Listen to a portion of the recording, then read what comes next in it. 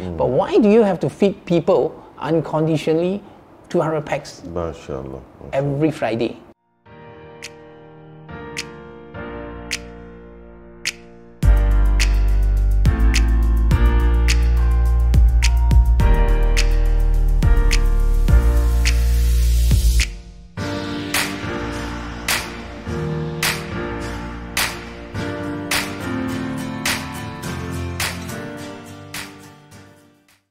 Bismillahirrahmanirrahim. Assalamualaikum warahmatullahi wabarakatuh. Alhamdulillah, Alhamdulillah, Alhamdulillah. Today, brothers and sisters, Alhamdulillah, we are back with another series of The Journey. And for those of you who have been following up, so this is another series of our journey. And today, we have a special guest. Who's the special guest? Everyone that come to our show is a special. Why they are special? Because they have been brought to Islam. They have been given the hidayah of Allah. And today they are a Muslim. And today we have a special guest who his passion, his love that he's been doing today in sense of da'wah itself is cook and feed people. MashaAllah. So I would like to welcome my brother and a very close friend of mine, Brother Aman Teo. Assalamualaikum, my dear brother. Waalaikumsalam warahmatullahi wabarakatuh. Welcome to The Journey, this series. Last year I wanted to invite you, tapi tak jadi. Yeah, cooking sessions. You're quite busy with your thing. Alhamdulillah. Today we'd like to start our question to Brother Aman. Probably you'd like to introduce. I think most of them know you because you've been on TV, you've been on radio. Ya, dia bukan asing lagi lah. I'll mix up today because that's what his request. Probably you're a chef, you cuma campur kan, so boleh lah. You're one Malaysia, insyaAllah. So a lot of people, ramai yang dah kenal lah chef, memang dah kenal, they know you and so on. But just give a bit of introduction about yourself. For those who who don't know you yet, who are you? Because from the outer look, everyone knows you're a Chinese, right? Alhamdulillah. Yeah, correct, right? Alhamdulillah. So probably you want to just say a few words, just introduce yourself, inshallah. Assalamualaikum warahmatullahi wabarakatuh to all. Thank you, Roger, for your invitations, and it's my honor to be here today. Let me start. My name is Muhammad Aman Teo Manjun. I remain the Chinese name because Islam untuk semua. That is one thing we have to remember. And I reverted, this is my coming 10 years, Syukur Alhamdulillah. Are we same, 10 years? Yes, a few months difference. 2013? Yes. 2013? Yes, mine is July. July, Mine is July. Abang lah kira. Abang lah kira. Alhamdulillah. InsyaAllah. So, and I'm a chef for all these times, you see. So I've been cooking and all these things. Actually, why I have these passions and all is because that the beauty of Islam. Okay. So anyway, I have 2 children from my previous marriage, and they've been staying with me 6 months after I revert, Syukur Alhamdulillah, until today.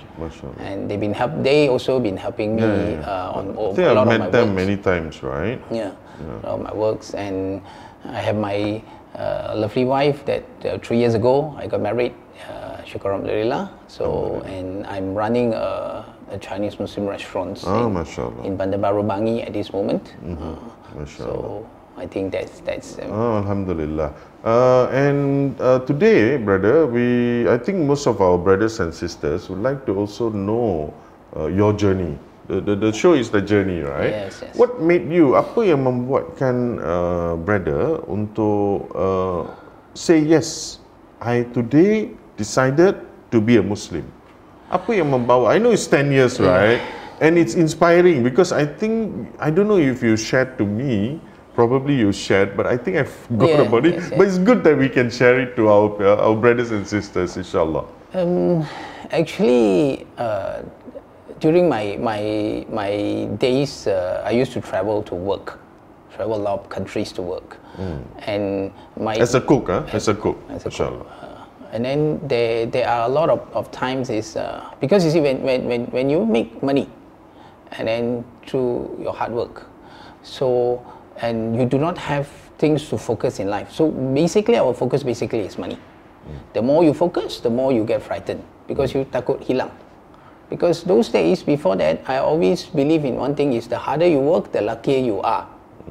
So if you want me to donate even a single cent to you, I will not do that because my concept is we work very hard for it. Why do I have to share it to you since you should work for yours, you see? So you see, that is the part of life is we are chasing, we actually, in fact, we are the slave for money.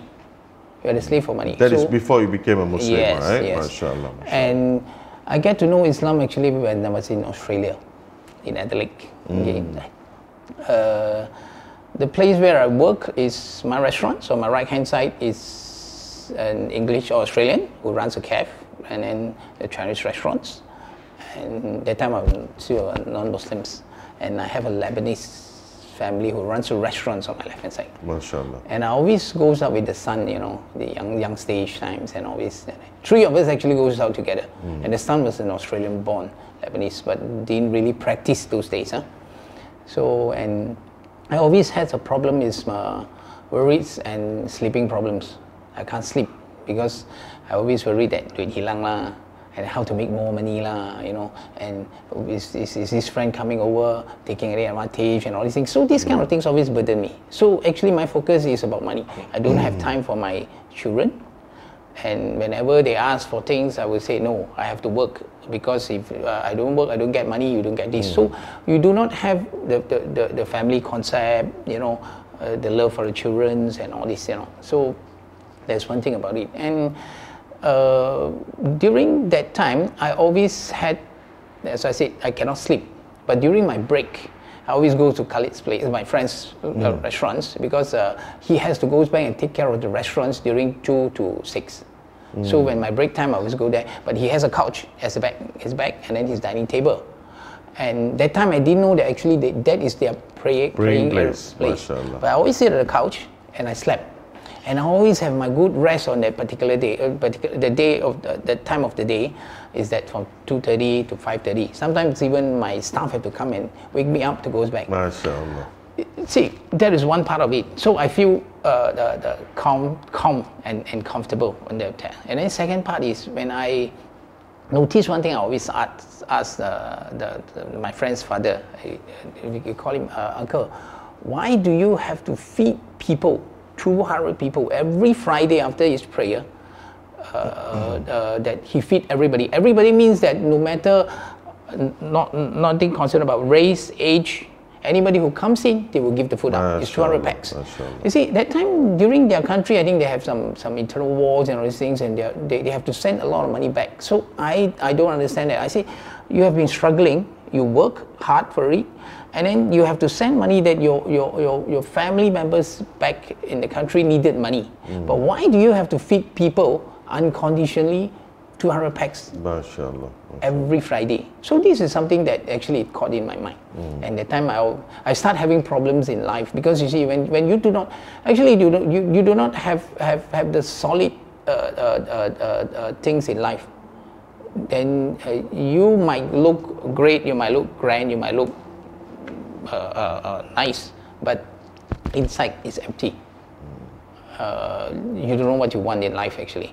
And if you do not have proper guide, you will start losing out a lot of things. Losing out my family relationship, and then losing out the friends, you know. Then you mix up with the wrong friends and all these things. So these are a part of life that so then I born in a Buddhist family. I converted into Christians during my marriage, but all this, it doesn't has that right essence to guide me in life. So then, one day, my friends and his parents, father was telling me, he said, "Young man, why not you look into Islam?" But that is back in Australia, right? Oh. And then after that, I came back and all these things. But they always said share one words to me, is. Brother, don't worry, everything has been taken care of. This full sentence, I get to know the full sentence 2 months after I revert in Al-Qadim.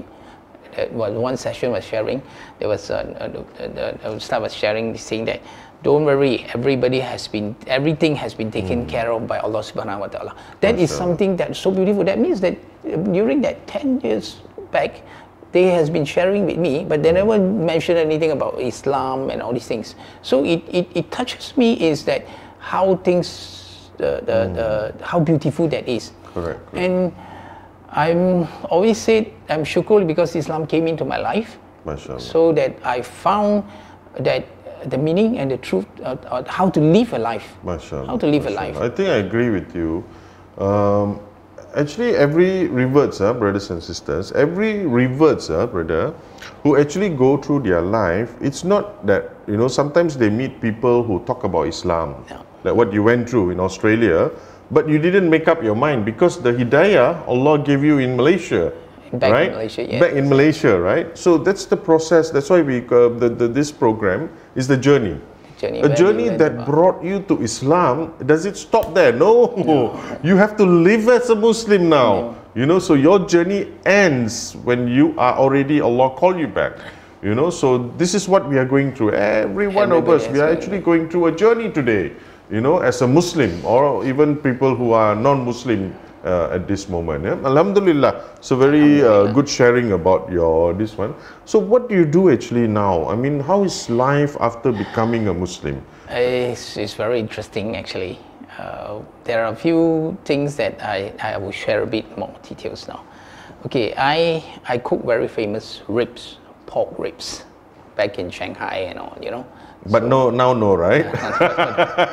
So even before my Shahada, so I came back and then I went to Al-Qadim to learn the basic knowledge of Islam. And Shukr Alhamdulillah, that has been feeding me very, very well knowledge from there. How to be a Muslim, And before my Shahada, actually, I did had a conversation with Sheikh Sayyid. I asked him, my worries. My worries, you know what is my worries? I said, the only skill that I know how to make a living is cooking. And my cooking, as you know, Chinese cooking, the most basic thing is involved is cooking wine. Even vegetables also you fried, you have cooking wines in it. Correct. So that is one basic things. And then second thing is my knowledge of cooking mostly are those non-halal product. So what happened if I already become a Muslim and I cannot cook the taste and all these things? What is going to be? What can I do? I even have one stage of thinking that time was become the limousine driver and all these things, just in case I cannot find a job. I did for have survival. That, for survival. So he said, no, he said, Allah is a great planner. Kita usaha, Allah yang menentukan. But we have to put our faith in it. So I said, okay, let's do it lah. Let's do it. So after my Shahada, and then Shukr Alhamdulillah, Allah has blessed me with the wisdoms. Continue my cooking. And I'm able to maintain 80% of the original taste of Chinese authentic cooking, plus halala and Toiban preparations. I say Shukr Alhamdulillah, that is a great blessing. But it's not easy, actually it's not easy. Because when, you see, we know the taste. Yes. Probably our Muslim brothers, born Muslim, they wouldn't know the taste of the non-halal sort of cooking and so on. But we know the taste. But I don't know, the taste, like for example, probably our taste buds are before. So when I try some of the thing like the kueh, what they call it, they wrap it up in bacang. Bacang. It's totally different, probably the taste is different. Maybe you should have tried tried mine. Then you. Mashallah. Because I'm first thing, I'm not Joel Bakul, okay. I'm not saying, because I said it's a blessing. It's a blessing. So it's a blessing that I am able to cook. From there. So that means there is when there you is cook, ways, right? there is skills. But not using the non-halal thing. Yes. Just the halal thing. Yes. Including, I think we spoke about what they call that dim sum as well, right? Yes. So I tried some of the dim sums. Some of it, of course, we have tried before dim sum, right? And now the dim sum that we have is probably, some places are very good. But I haven't tried yours yet. Yeah. So I'll be coming over, inshallah. You have dim sum now, right? Or no, not really. Because you see, you see, when we are doing food industries, we should not go in to do something that everybody is doing. MashaAllah. Everybody is doing. I had my dim sum. I have only my premium dim sum, only a few items. Okay. That is basically I handmade it, frozen it, just for people to take it back. You know. So it's like you love the taste, you know, and then because cost saving, I cannot put something there because what I'm doing is I don't use preservative. I don't use MSG. So and I use all fresh ingredients. Oh, mashallah, so mashallah. it talks about quality. So and then I cannot put it out and then. And it's healthy, right? Yes. Okay, yes. we are going to go for a short break, Chef, inshallah. We go for a short break. We'll come back. This program is specially brought to you by GA Global and also Rogers Chocolate. Don't forget, stay tuned with us. We'll be back shortly. Assalamu alaikum.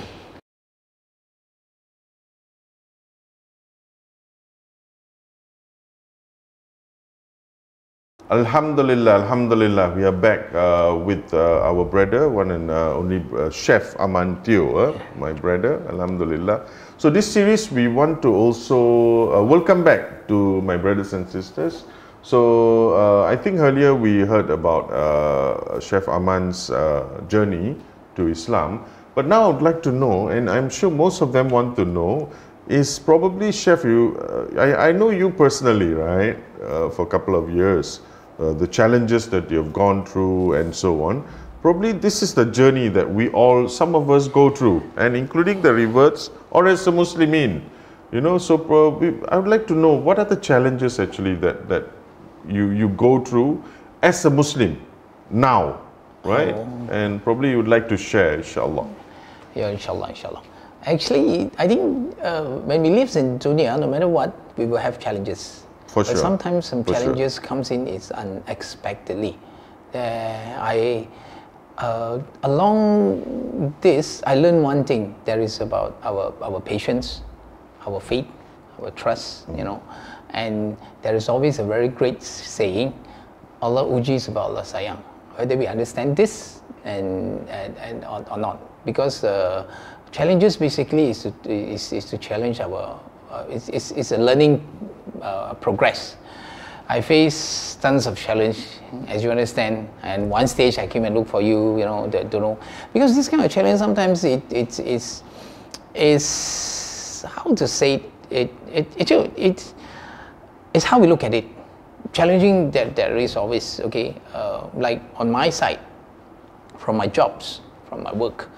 I saw something that I think in life that we need to do, especially on my part, especially when Allah blessed me with wisdoms on cooking, able to maintain. Because first challenge, of course, is family, who misunderstand about when we become a Muslims, you know.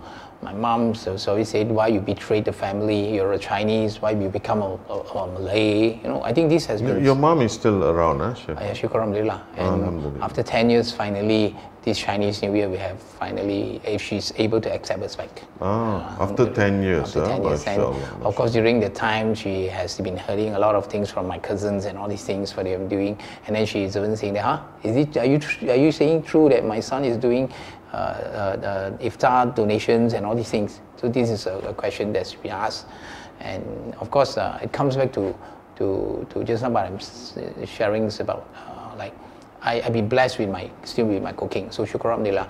And of course and it came to a visions and a passions is that's why I during our cooking. And then, as we understand and we believe, dawah is a basic missions for all Muslims.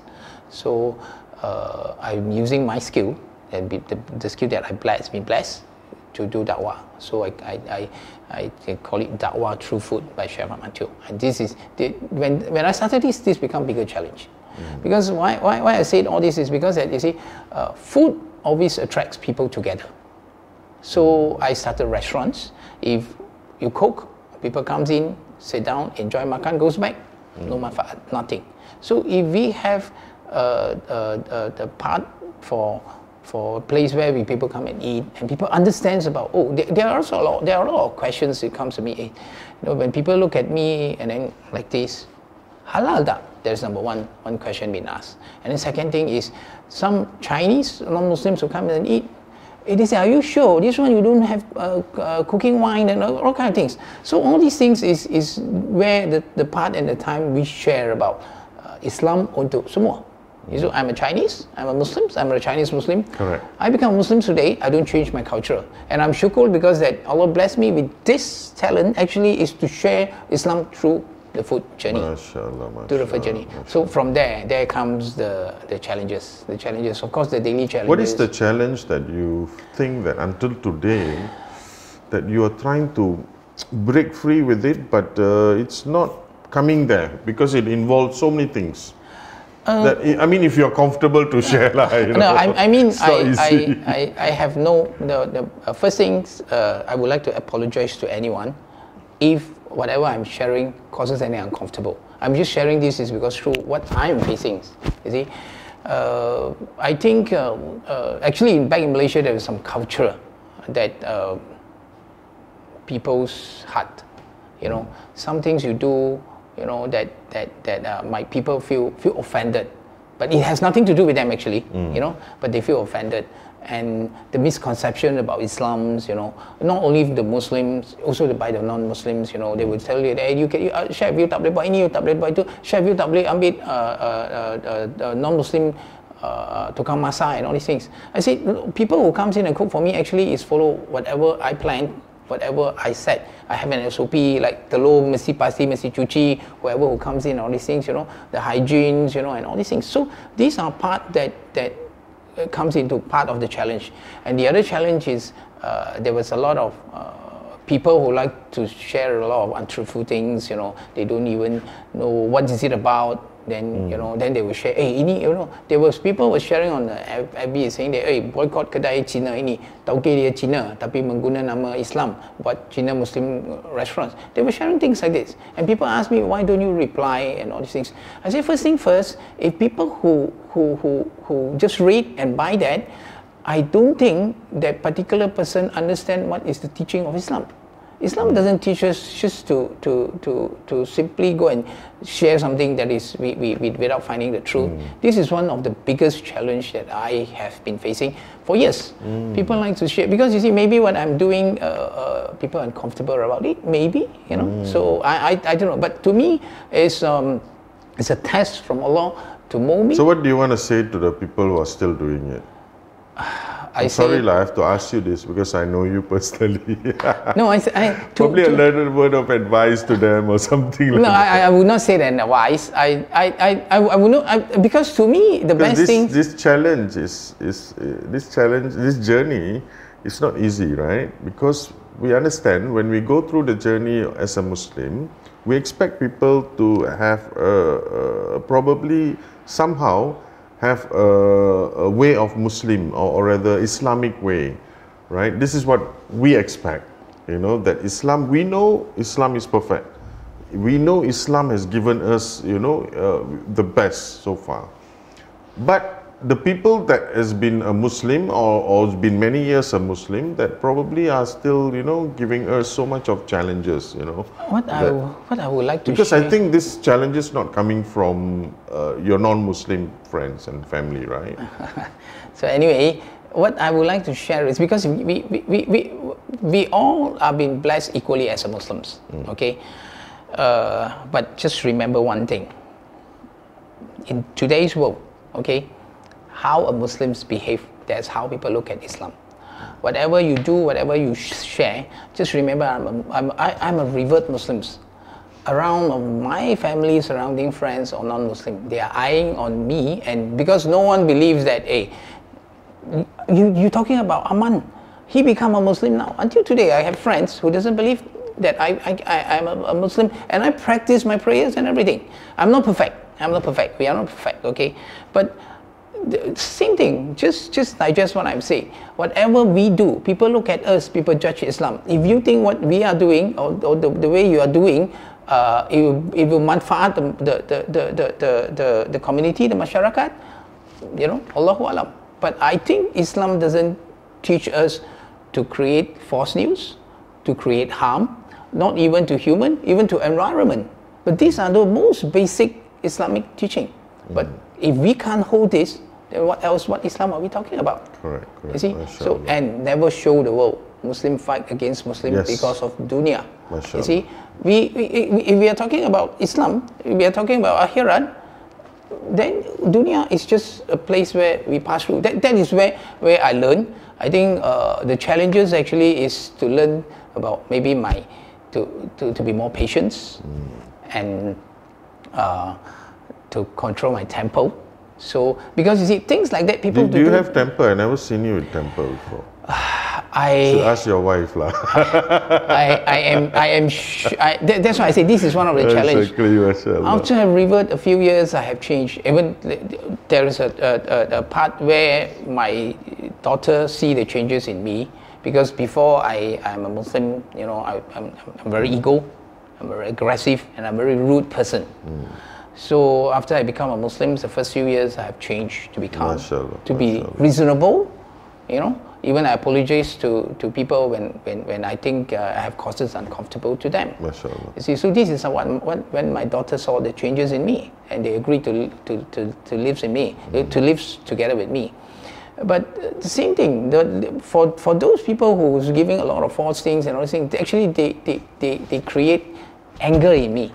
And sometimes, you know, the anger actually inside of us is a bit sikit-sikit betul-betul jadi bukit, and it becomes volcano. It will break. So my wife has been taking a lot of pressure. Sometimes even she asks me, why are you so angry about? She call you Syekh juga. Sayang or Syekh? Chef. Chef tadi. Yeah, because when I come to work, I'm very strict. You're a chef. Sorry, I was just thinking. So very interesting session today, because I think we are all being challenged, and that's why I want him to, you know, talk about his journey. It's a journey, right? It's a part of the journey. But I've got one question for you. When you talk about halal al-thayyiban, you are involved with the cooking. Is it true, or do you do it or not? I'm not sure, because and I'm sure people would like to know.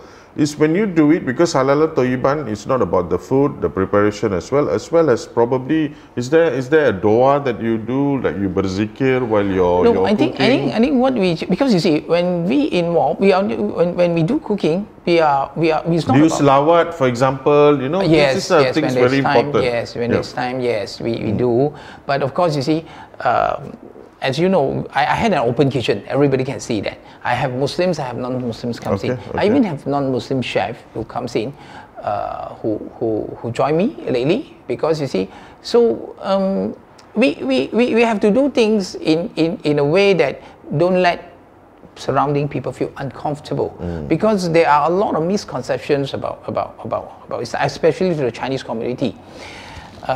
Because they learn Islam, they get to know about Islam. Basically, it's not from the knowledge or the teaching, the Quran. They learn from basically Chinese, from movie. So when they talk about Islam, especially in Hong Kong and in most of the Chinese community, they will always link Islam to Bomo. Because you see, when part of the Chinese who do prayers, they used to pray is, okay, we pray that when people eat this, you know, then they will come back and kind of things. So they will have that kind of concept inside that. They don't understand that. So if we do sikil, we do it very obviously. So the people who is non-Muslims who is looking, what they would think. What they would think. So we have to think of that about, you see. Correct. So, but what we need to share to them is actually Islam is unique. They teach us how to prepare food hygienically. They teach us not to do wastage. They teach us to create healthy, to consume food to consume for human. So these are the things that we should share to them. And Syukur Alhamdulillah, because that I'm able to share, a few years back, I'm able to share about egg washings. Now my ex-bosses in Hong Kong, in Macau, most of the restaurants, they wash eggs before they cook. So why should people wash egg? I don't know. No, this is about hygiene, and then because when you talk, Sorry, okay, let's talk about. I know we selawat kan sebelum apa tu cuci kan, correct? Yeah, there's one more thing. So that's why I've been working closely with Jakim. If anyone who wanted to know about, do you know why actually they selawat? Yes. Why? You see, that's why. Hygiene is okay, you wash it, but do you need to selawat? Actually, is it part of the halal toyiban? No. You see, it's something good that a Muslim should do and should practice. That's it. You see, like the young boy who previously comes in for apprenticeship. When you tell them, they have no knowledge about it. So we need to share about this. And then, of course, we will tell them that same thing. They ask me a question. I say, yeah, this is a good question you ask. You see. So when you go, then from there we will try to guide him to the other way. I said, why not? You goes back and ask your ustads. You get it or not? So you see, and then because it's not, don't listen to only me. You ask your ustad why it's selawat and all these things. You see, so then from there, the boy will learn how to pick up. That is where we share about the knowledge and the message. Okay. So currently, before we end the session, currently you're also doing buka puasa, right? Yes. I'm buka puasa every day, yeah? What time to what time, chef? I open up from 5 to 10. 5 to 10 p.m. For berbuka lah. So don't forget, if you guys have no plan, want to try Chinese food, you know the best place to go. Besides all the commercial ones, you can also go to my brother itself, Aman Teo. I went there many times to dine in with in his restaurant. And also the ones I really like is what do I normally order when I go there? Char Kway Teow. Char Kway Teow, yes. Authentic Penang Char Kway Teow. Yes, exactly. In Iftar, I had a bit of authentic Chinese food, like my authentic Nyonya Asam steamed fish, and then my signature chicken with rice. Where are you based again? In Bangi, right? Bangi Gateway. Bangi Gateway. So look out for his restaurant called? Actually, the registered signage is Chef Aman Recipe Restaurants, but normally we call it Catwalk Street Food when we provide because when I started is during pandemic, so that time we cannot afford to have fine dining. So what we do is we promote authentic Chinese street food. So we call it Catwalk, short form of Chef Aman Teo. Mashallah. He's also involved. Later you can go to his Facebook, and he's heavily involved with also Food for Da'wah, right? Yes, so those of you who would like to know what is Food for Da'wah can go to his Facebook through food. So can go through his Facebook. Actually, we are running out of time. Actually, chef. Yeah. So don't forget, for this Ramadan, you still have time to berbuka at his restaurant in Bangi. Inshallah. So please go and support our brother. You know, he's also doing some. He's also cooking and also helping people out. Yeah, inshallah. I leave this. With today. Thank you very much, chef, for coming today. And we will continue our series. A few more series that we look. Don't forget that this program is specially brought to you by Gar Global. Gar Global, you can see the products here, and also Rogers Chocolate. So I'll leave this series. We'll end this series. Thank you very much for watching, and may Allah always bless you and grant you Jannah in dunia akhirat. Amin amin ya rabbal alamin. Assalamualaikum warahmatullahi wabarakatuh.